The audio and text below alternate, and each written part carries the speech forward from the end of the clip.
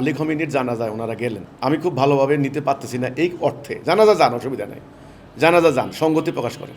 যখন ইসরায়েল আর আমেরিকা যখন হামলা চালাইলো এই বেচারা এদেরকে মারার জন্য, তখন আমার মনে আছে ইরানের রাষ্ট্রদূত তিনি অত্যন্ত কাঁদো কাঁদো কণ্ঠে, মানে চোখের পানি আসবে এরকম অবস্থা, উনি করুণভাবে বলেছিলেন, ভাই আপনারা তো আমাদের মুসলিম ভাই, আপনারা অন্তত একটা নিন্দা করেন এই হামলার। বাংলাদেশ থেকে এটা নিন্দা পর্যন্ত করার সাহস পায়নি। তাইলে আপনারা এখন ওই উনি মারা গেছেন, ওনার জানাজা যাচ্ছেন, যান, অসুবিধা নেই, এটা আমি যাওয়ার ক্ষেত্রে না করি না।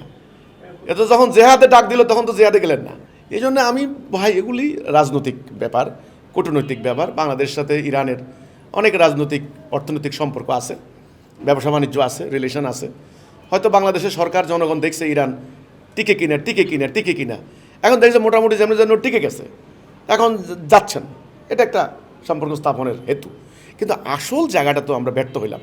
সেটা হলো শিয়া সুন্নি মতভেদ ভুলে, এই ফেরকাবাজি ফতুয়াবাদীর মতভেদ ভুলে, এক আল্লাহ বিশ্বাসী, এক নবী বিশ্বাসী, এক কাবায় বিশ্বাসী, এরা যদি আমরা ঐক্যবদ্ধ হইতে পারতাম তাহলে আইজ ওই আলী খমেনির এই দশা হইতো না ভাই। তাই আমার কথা কিন্তু এই জায়গাটায় যে ওনারা জানাজায় যাবেন, ভালো কথা। আর যারা বলছেন শিয়া মুসলিমে না, ওদের জানাজা যাচ্ছে, এই ধরনের মানে বিতর্কে আমি জড়াইতে রাজি নেই।